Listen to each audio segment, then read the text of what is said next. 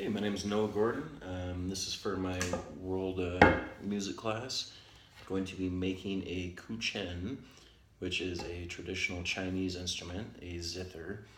It's a 7-string instrument, usually about 50 inches long. So I've got a couple 2x6 pieces of wood. There's surprisingly little information on YouTube on how to make these or on the internet in general. So from what I gather, it is 2 pieces of wood. Again, mine are about 48 inches long, and they are 2x6. So 2 pieces hollowed out. The top piece is going to end up being more curved, so at some point I'm going to take the jigsaw, which is one of the 2 tools I'm using here, a few tools, and kind of cut the corners and round it off with a sander. So here's the first piece. I kind of, as you can see, shaped it a little bit and kind of tapered off the top. Also, might be hard to tell in the video, but the top kind of rounded that off where the strings will wrap around. So, and there's also a little spot for where the bridge is going to be. And I'm going to end up drilling some holes in the bottom here, so the strings will come from the bottom piece over the bridge, wrap around the top, and on the bottom piece, they'll be tied into 2 pegs. So I'm using these little cabinet pegs. So those will end up going on the bottom, where the strings will wrap around the top and tied to these, very much like a traditional Guqin. Where it's not traditional, the traditional Guqin, when the holes are drilled for the strings in the bottom, they typically have certain very specific types of pegs right at the base where you turn for tuning.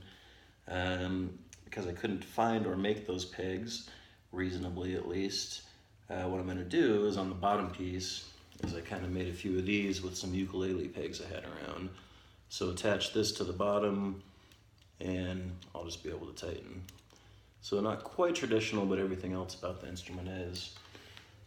So the tools I've been using, the jigsaw, which was mostly for shaping and what I'll use to round off the corners, and the rotary tool. Right now it's got a plunge cut in there, which I'll use to carve out the sound holes in the bottom piece. And when it's not the plunge cut, just my basic sander here to kind of round everything off and get the shape symmetrical. So as you can see, there's the 2 pieces here. Again, they're going to be hollowed out, attached together. The bottom will stay flat. This is where the sound holes are going to go. 1, 2 sound holes here. At the base is where I'll attach the tuning pegs once this is all hollowed out too. Excuse me, the inside hollowed out. So, speaking of the process I've been working on now, which is the most tedious process, is the hollowing out. So I'll at least go and show you. I've got a fair amount done already. I don't know if you can tell in the video, but again, it's I'm using pressure treated pine, which is quite durable, but also makes for difficulty hollowing out. So essentially what I'm doing here, just chiseling away.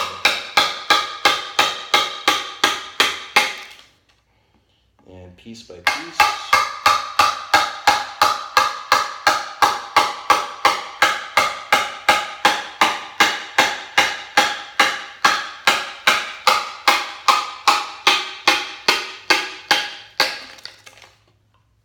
As you can see, more and more will come away.